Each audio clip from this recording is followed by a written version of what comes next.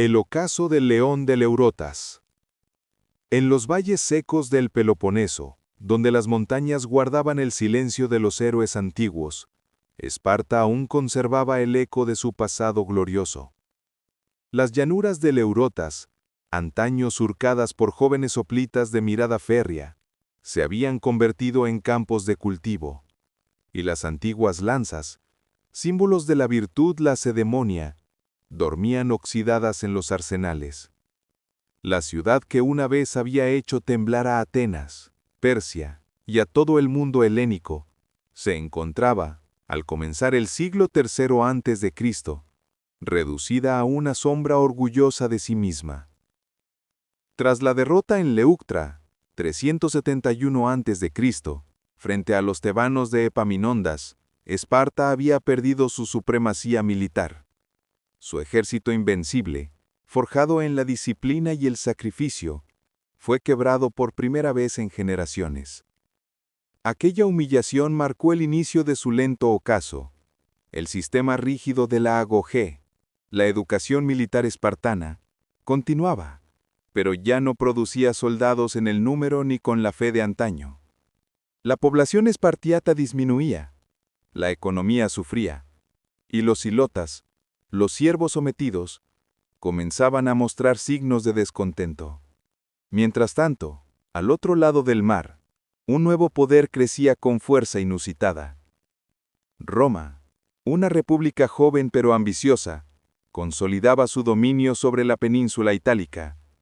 Sus legiones, disciplinadas y organizadas, habían aprendido de las guerras samnitas y de los enfrentamientos con Pirro de Epiro, un monarca griego que había llevado su ejército hasta Italia, intentando frenar el avance romano. Aquella guerra, aunque cruel, había enseñado a Roma las tácticas helenísticas, pero sobre todo, le mostró su propio destino: conquistar el mundo. Esparta, por su parte, se mantenía aislada, en una posición ambigua dentro de la ligazón de ciudades griegas. Mientras Macedonia dominaba el norte y la Liga Aquea se fortalecía en el Peloponeso, Esparta se resistía a cualquier alianza que amenazara su independencia. Su orgullo era su condena. En el siglo III a.C., Cleómenes III intentó resucitar el espíritu guerrero de la ciudad. Reformó las leyes, redistribuyó la tierra y quiso devolverle a Esparta su grandeza. Durante algunos años, su esfuerzo pareció dar frutos. Las falanges espartanas volvieron a marchar con firmeza, y los enemigos en el Peloponeso temieron una nueva era lacedemonia. Pero la historia ya había cambiado su rumbo. Cleómenes fue derrotado por la Liga Aquea y Macedonia en la batalla de Celacia, 322 a.C., y Esparta cayó bajo la influencia de Antígono Dosón. A partir de entonces, la ciudad que una vez había dictado las leyes de Grecia, quedó subordinada al capricho de reyes extranjeros. Roma, observando desde lejos, comprendió algo esencial. Grecia ya no era un conjunto de polis soberanas, sino un tablero en disputa. Y en ese tablero, cada pieza podía servir a su expansión. Así comenzó el juego sutil de la diplomacia romana, disfrazada de alianza, pero guiada por la ambición. A inicios del siglo II a.C., Roma había derrotado a Cartago y se había convertido en la potencia dominante del Mediterráneo occidental. Su mirada se volvió hacia el este.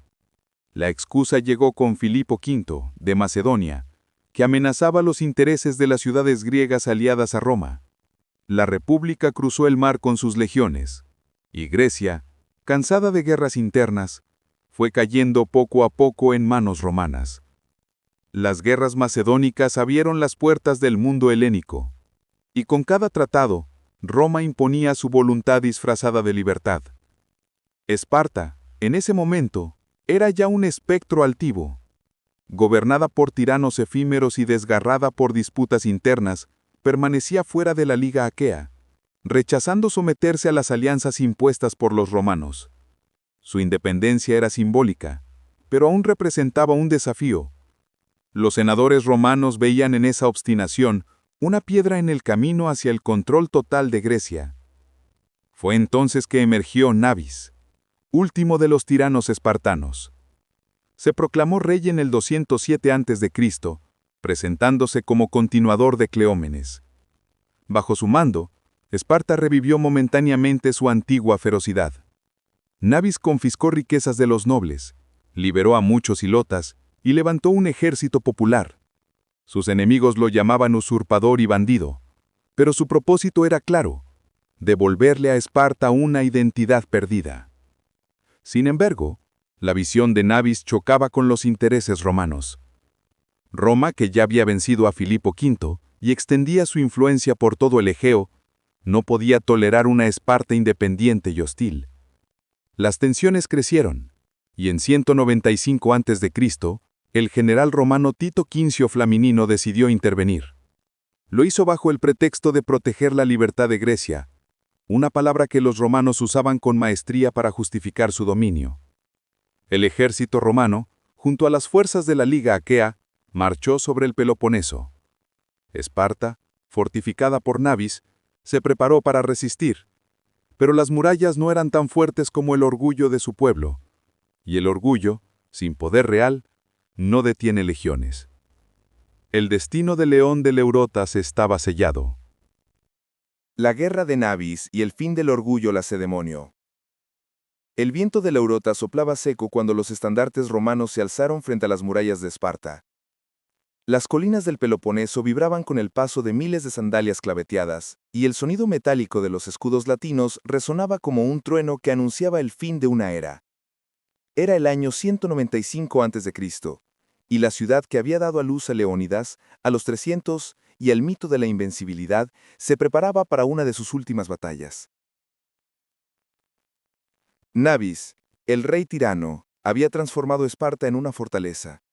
No era un gobernante noble ni aristocrático, como sus antecesores. Era un hombre de origen oscuro, práctico y decidido. En su mente ardía un sueño: restaurar la independencia espartana frente al dominio extranjero y las alianzas forzadas. Para ello, había desafiado no solo a Roma, sino también a la poderosa Liga Aquea, que se había convertido en el instrumento griego de la voluntad romana. Su reinado era polémico. Liberó a miles de ilotas, entregó tierras a los pobres y confiscó riquezas a los nobles, creando una sociedad más igualitaria, aunque impulsada por la fuerza y el miedo.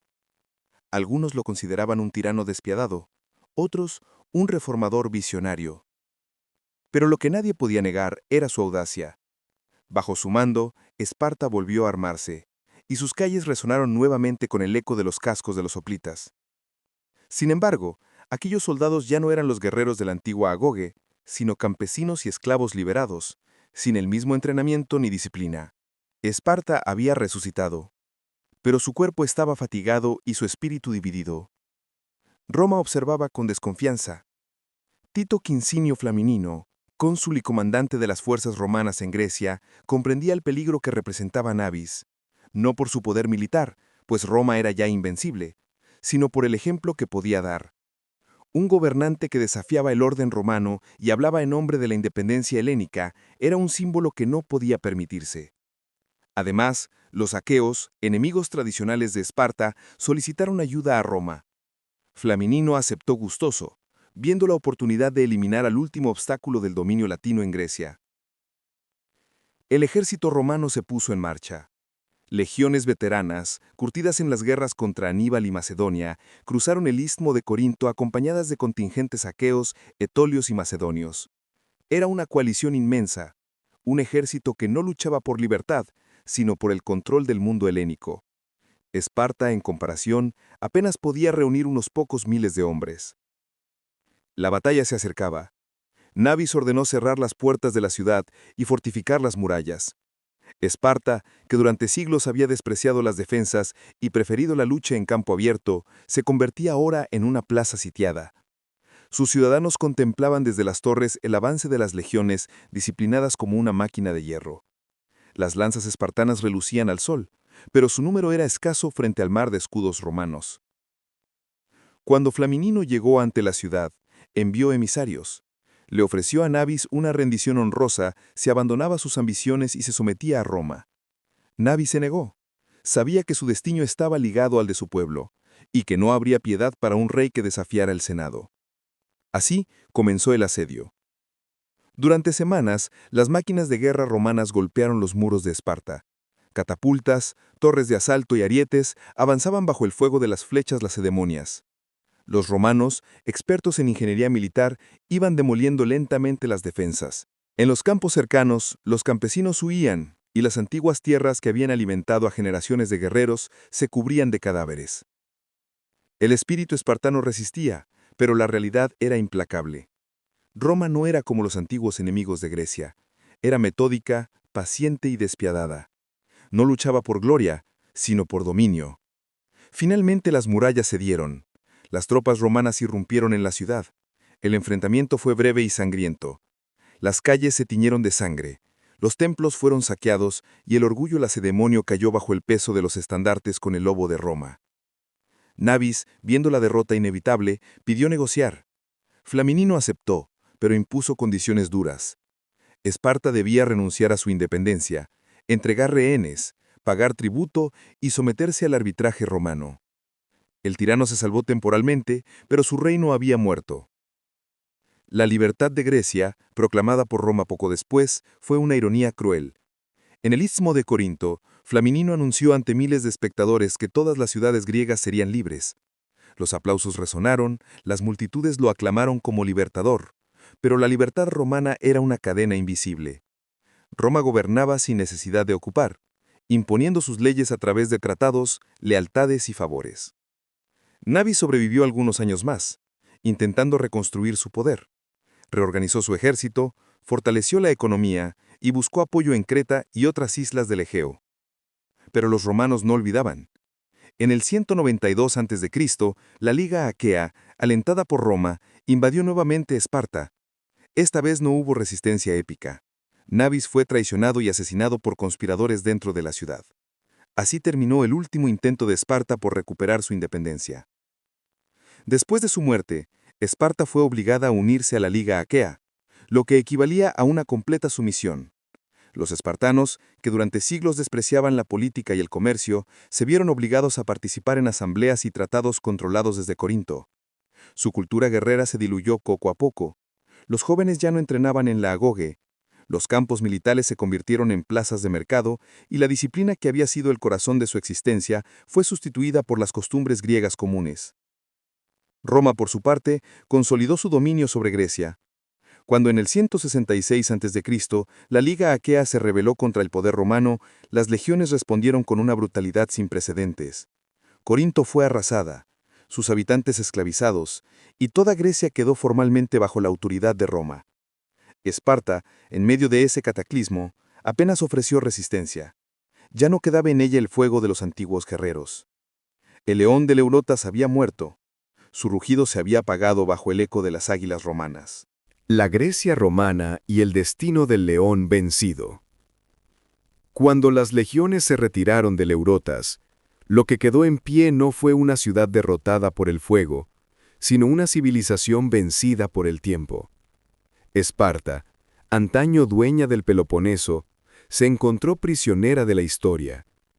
Había sobrevivido al asedio romano y al asesinato de su último tirano, Nabis. Pero lo que conservaba ya no era poder, sino memoria. Su independencia, su ejército y su estructura social habían desaparecido.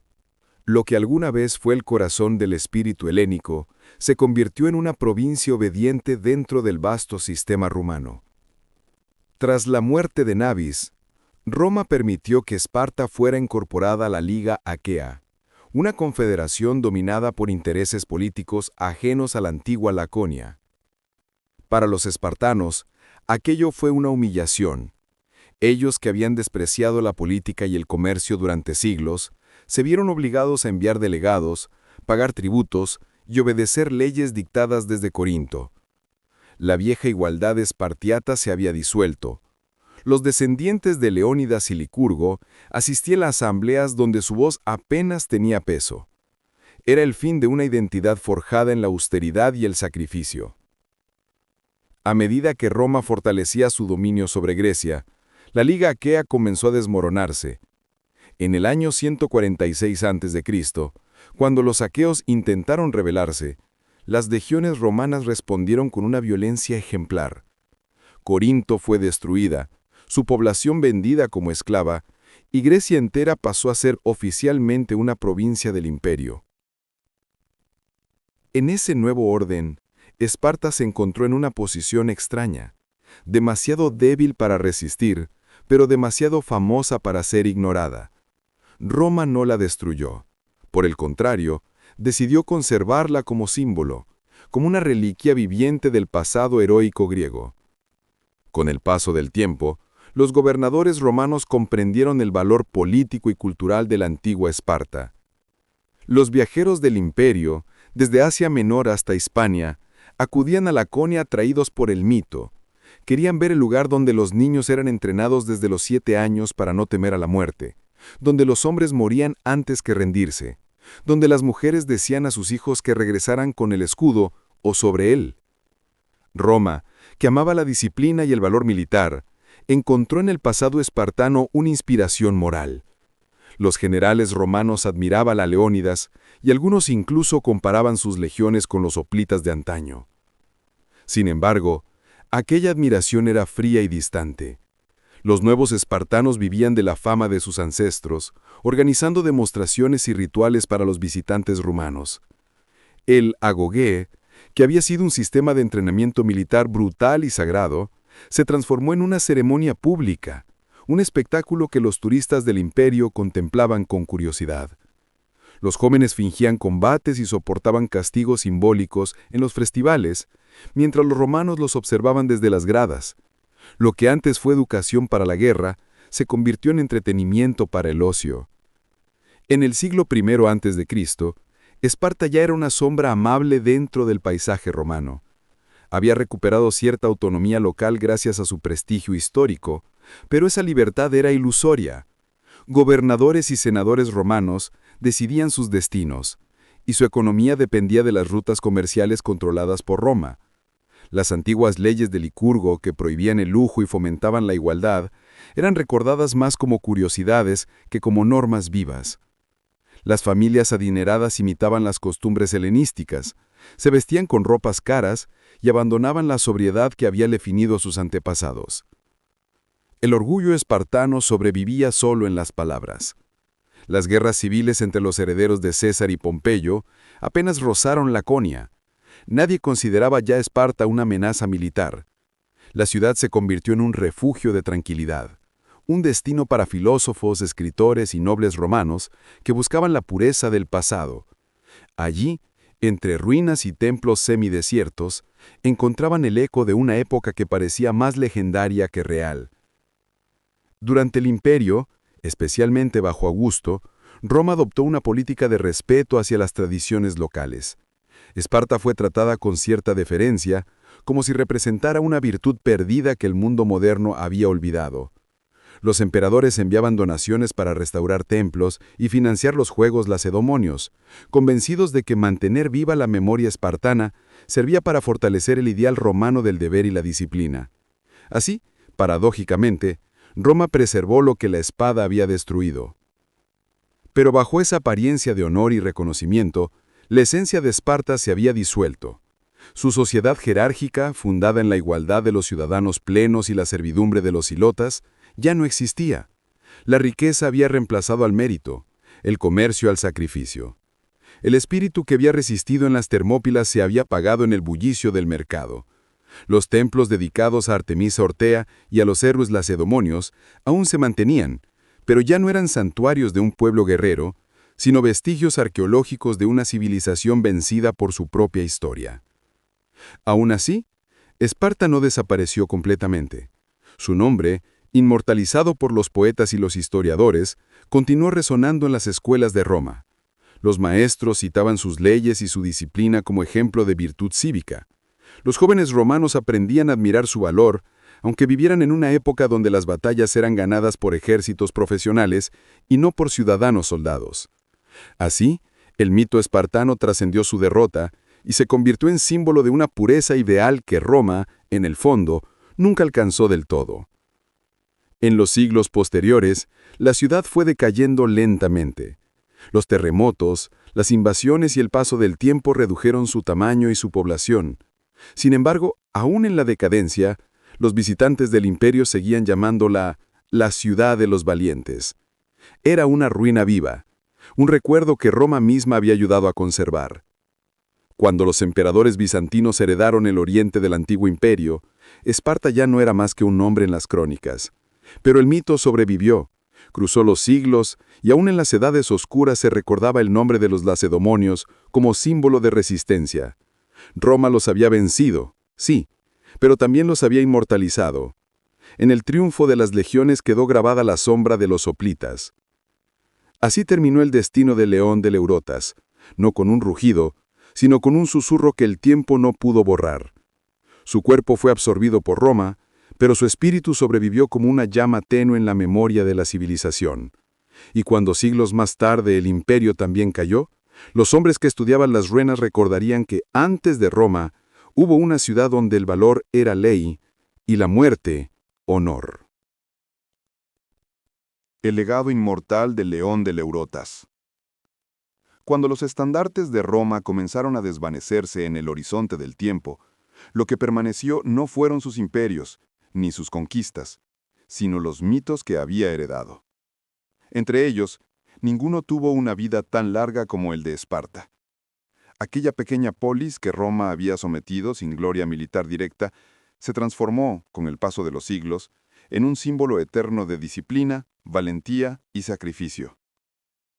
El león de Leurotas había muerto en cuerpo, pero no en espíritu. Su sombra acompañaría a la civilización durante más de 2 milenios. Tras la anexión completa de Grecia, Roma no solo dominó sus tierras, absorbió su cultura, su pensamiento y su historia. Los romanos, pragmáticos en política y belicosos en alma, encontraron en Esparta un espejo de sus propios valores. Las crónicas de los historiadores helenos circularon entre senadores y generales, quienes leían con admiración los relatos de las Termópilas, de la Agoge, de los reyes guerreros que preferían la muerte antes que la rendición. Muchos romanos creyeron ver en la antigua Laconia la pureza de una virtud que el lujo del imperio amenazaba con destruir. Filósofos estoicos como Séneca y Epicteto citaron a Esparta como ejemplo de la fortaleza del alma ante la adversidad. Los moralistas romanos hablaban del modo de vida lacedemonio, como una enseñanza sobre la austeridad y el deber. Incluso los emperadores, envueltos en su poder absoluto, evocaban a Leónidas y a los 300 cuando querían inspirar a sus ejércitos. Sin saberlo, Roma estaba transformando la derrota de Esparta en una victoria simbólica, la del ejemplo moral sobre el poder material. Con la llegada del cristianismo, el recuerdo de Esparta tomó un nuevo significado. Las virtudes del sacrificio, la obediencia y la resistencia fueron reinterpretadas en clave espiritual. Los monjes del desierto, los ascetas y los mártires adoptaron, sin proponérselo, la herencia del valor espartano. La agoge se convirtió en disciplina monástica, la renuncia al placer en pureza religiosa. En la Edad Media, cuando Europa se cubrió de castillos y cruzadas, los cronistas volvieron a recordar a los antiguos lacedemonios como un ejemplo de lealtad y coraje. Aunque Esparta ya no existía como ciudad diva, su mito viajaba de generación en generación. Los eruditos bizantinos copiaban sus textos, los monjes preservaban sus nombres, y los poetas del Renacimiento revivieron su imagen como símbolo de virtud cívica. En las academias de Italia y Francia, los humanistas estudiaban las leyes de Licurgo y se maravillaban de una sociedad que había convertido la obediencia en arte. Esparta reaparecía, no como una potencia, sino como una idea, la de una comunidad regida por el deber y la igualdad ante la patria. En la Europa moderna, ese mito se transformó en inspiración política. Durante los siglos XVII y XVIII, pensadores como Rousseau y Montesquieu citaron a Esparta como modelo de virtud republicana. Para ellos, la rigidez lacedemonia representaba la pureza de un pueblo libre de corrupción, guiado por la ley y el sacrificio colectivo. Las monarquías absolutas temían ese ejemplo, pero las nuevas repúblicas lo veneraban. En las academias militares de Francia y Prusia, los instructores hablaban de los espartanos como del pueblo que había elevado la disciplina a la categoría de religión. El mundo moderno, sin embargo, solo conocía fragmentos de la verdad. Idealizaba a Esparta como un símbolo de fuerza y unidad, pero olvidaba su dureza y su exclusión. Aún así, el mito era tan poderoso para desvanecerse. En la Grecia moderna, renacida tras siglos de dominación otomana, el nombre de Esparta volvió a ser pronunciado con orgullo. En el siglo XIX, durante la Guerra de Independencia griega, los combatientes recordaban a Leónidas como el primer mártir de la libertad helénica. El antiguo suelo lacedemonio volvió a ser campo de batalla, aunque esta vez las lanzas habían sido reemplazadas por fusiles. Mientras tanto, los historiadores del mundo occidental comenzaron a excavar las ruinas. Descubrieron templos, restos de gimnasios, inscripciones y fragmentos de leyes. Esparta emergió del polvo como una ciudad real, tangible, pero su mito seguía siendo más fuerte que sus piedras. Los viajeros románticos que llegaron al Peloponeso en el siglo XIX no buscaban los muros derruidos, sino el espíritu invisible de los héroes. Querían ver el lugar donde se había enfrentado el hombre a su destino con dignidad sobrehumana. El siglo XX, con sus guerras mundiales, revivió de nuevo el eco de Esparta. Las academias militares de todo el mundo estudiaban su modelo de entrenamiento y su sentido del deber. Algunos líderes intentaron apropiarse de su legado, tergiversando su historia en nombre del nacionalismo o del poder. Pero más allá de los usos ideológicos, el mensaje esencial sobrevivió. El valor no está en la victoria, sino en la resistencia frente a lo inevitable. Así, incluso en la era de las máquinas y los imperios industriales, el espíritu espartano continuó vivo. Los historiadores modernos reinterpretaron su historia, mostrando no solo su heroísmo, sino también sus contradicciones, la opresión de los ilotas, la rigidez de su sistema, la fragilidad de su modelo. Y sin embargo, esa mirada crítica no destruyó el mito, sino que lo enriqueció. Esparta dejó de ser solo un ejemplo de fuerza para convertirse también en una reflexión sobre el precio del deber y la fragilidad del poder humano. Hoy, en las llanuras silenciosas del Eurotas, apenas quedan ruinas. El viento sopla entre los restos del antiguo teatro, donde los jóvenes de Roma observaban los juegos lacedemonios. Los olivos cubren los cimientos de los templos, y el sol, al caer sobre las montañas del Taigeto, ilumina un paisaje donde el tiempo parece haberse detenido. Sin embargo, el nombre de Esparta sigue vivo en las lenguas del mundo. Es sinónimo de disciplina, de coraje, de resistencia. El león del Eurotas que un día rugió contra Atenas, contra Macedonia y contra Roma, terminó siendo vencido por todos, pero también los venció a su modo. Roma lo conquistó, pero adoptó sus virtudes. El cristianismo lo reinterpretó. La modernidad lo estudió y lo admiró. Ninguna civilización logró borrarlo. Esparta trascendió su muerte física para convertirse en un ideal eterno. Y así, en el silencio del Peloponeso, entre las piedras y el polvo, aún parece escucharse el eco de aquel antiguo juramento que unía a los guerreros antes de la batalla. Vivir con honor, morir con valor. Un eco que ni Roma, ni el tiempo, ni la historia pudieron apagar. Porque mientras existan hombres que luchen por algo más grande que sí mismos, el espíritu de Esparta seguirá vivo y el león del Eurotas rugirá una vez más en la memoria del mundo. La eternidad de una derrota. La historia de cómo Roma venció a Esparta no se resume en una batalla ni en un tratado. Es una historia de transformaciones, de silencios y de herencias invisibles.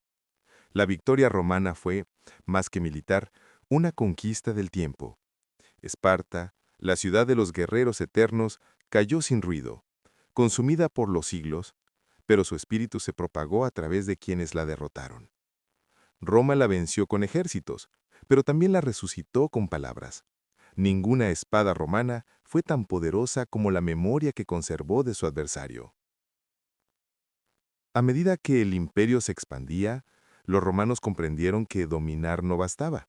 Había que entender a los pueblos sometidos, aprender de ellos y convertir su sabiduría en parte del propio cuerpo imperial.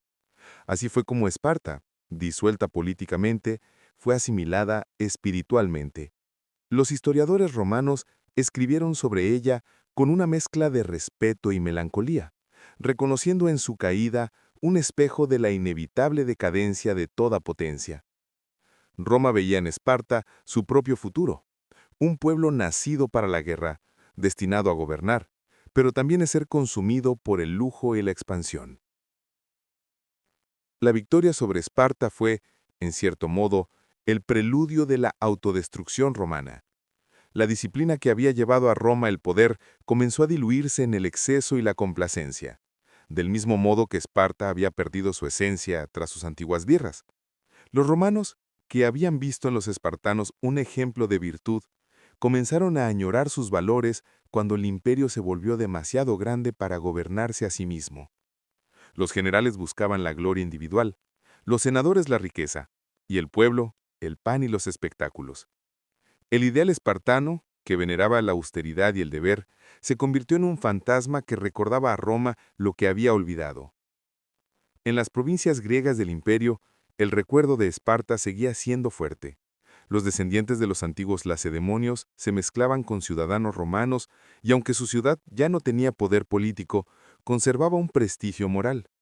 Los viajeros de la época imperial acudían a Laconia para contemplar las ruinas, los templos y los restos del sistema de Licurgo. Los romanos, amantes del orden y la ley, se maravillaban de cómo un pueblo tan pequeño había creado una constitución tan perdurable. Ahí, entre los muros desmoronados, comprendían que el verdadero poder no radica en el dominio material, sino en la capacidad de inspirar siglos después de haber desaparecido. Con el paso de los siglos, el contraste entre Roma y Esparta se volvió una lección histórica. Roma representaba la expansión, la grandeza y la civilización. Esparta la contención, la virtud y la pureza del deber. La primera construyó un imperio que abarcó el mundo conocido, la segunda una ética que sobrevivió al colapso de todos los imperios. En la comparación entre ambas se encuentra uno de los dilemas eternos de la humanidad, la lucha entre el poder externo y la fuerza interior, entre la dominación y la disciplina. Ambas civilizaciones, aunque diferentes, compartieron un destino común. Fueron víctimas de su propio éxito. Esparta cayó cuando creyó que su modelo era inmutable. Roma cayó cuando pensó que su dominio era eterno. Ninguna comprendió que las sociedades, como los hombres, deben renovarse o perecer. La caída de Esparta fue el primer aviso de un ciclo que alcanzaría también a Roma. La historia que parece lineal en apariencia se repite en espirales de gloria y decadencia. Durante la Edad Media, cuando Europa se fragmentó en feudos y reinos, el nombre de Esparta reapareció entre los monjes y los caballeros. Los eruditos latinos copiaban los textos de Plutarco y Heródoto, y en ellos redescubrían la fuerza de una moral que no dependía del poder, sino del carácter. Esparta se transformó en un ejemplo de virtud cristiana, reinterpretada. La obediencia al deber, la humildad ante la comunidad y la disposición al sacrificio por una causa superior. Aunque el cristianismo rechazaba la violencia, admiraba la capacidad de los espartanos para anteponer la moral a los deseos personales. En el Renacimiento, con el resurgir del pensamiento clásico, Esparta y Roma volvieron a ocupar el centro del imaginario europeo. Los artistas representaban a Leónidas y a los 300 como mártires de la libertad, mientras que los filósofos analizaban la estructura de su estado. Las ciudades italianas, en lucha constante por su independencia, vieron en Esparta el ideal de la república militar que se defendía sola frente al mundo. Roma seguía siendo el modelo del poder, pero Esparta, el del honor. Con el paso de los siglos, las comparaciones entre Roma y Esparta se convirtieron en una herramienta política y moral. Los defensores de la autoridad evocaban la disciplina romana, los defensores de la virtud ciudadana, la pureza espartana. Ambos nombres, convertidos en símbolos, ya no eran ciudades ni imperios, sino espejos en los que las sociedades modernas se miraban para entender sus propios defectos. Esparta seguía siendo recordada como el pueblo que eligió morir antes que rendirse. Roma como la civilización que prefirió dominar antes que desaparecer. Entre ambas, la humanidad aprendió que toda victoria tiene su precio, y que todo imperio lleva consigo el sentido de su final. En el mundo contemporáneo, el mito de Esparta continúa vivo, aunque transformado. La palabra espartano designa hoy una vida austera, un espíritu fuerte, una voluntad indomable. Su nombre se usa para describir a soldados, atletas y ciudadanos que encarnan el esfuerzo y la resistencia. En los muros de las academias militares, en las páginas de los libros de historia y en la imaginación popular, el león de Leurotas sigue rugiendo. Su derrota a manos de Roma no fue un final, sino el comienzo de una inmortalidad simbólica. Roma desapareció bajo las ruinas del tiempo, pero el ideal espartano sobrevivió en su interior. Fue la llama que la mantuvo firme en su expansión y la advertencia que la acompañó en su caída. Así la historia de cómo Roma venció a Esparta no es la crónica de un conquistador y un vencido, sino el relato de una herencia compartida. Roma ganó el mundo, pero Esparta conquistó la eternidad. Y en esa paradoja se encuentra la esencia de la historia humana. Los pueblos pueden desaparecer, las ciudades pueden arder, los imperios pueden caer. Pero las ideas, cuando nacen del valor y del sacrificio, se vuelven inmortales. Esparta fue vencida, sí, pero su espíritu, hecho de fuero, de ver y acero, se disolvió en el alma del mundo y aún hoy sigue respirando en los corazones que se niegan a rendirse. Porque mientras exista un hombre dispuesto a luchar contra el destino, a resistir ante lo imposible y a defender su honor hasta el último aliento, Esparta no habrá muerto. Roma la conquistó, pero no la borró. En las páginas del tiempo, el león del Eurotas sigue mirando desde la sombra, cómo los imperios se alzan y caen, sabiendo que la verdadera victoria no pertenece a quienes dominan la tierra, sino a quienes conquistan el alma de la historia.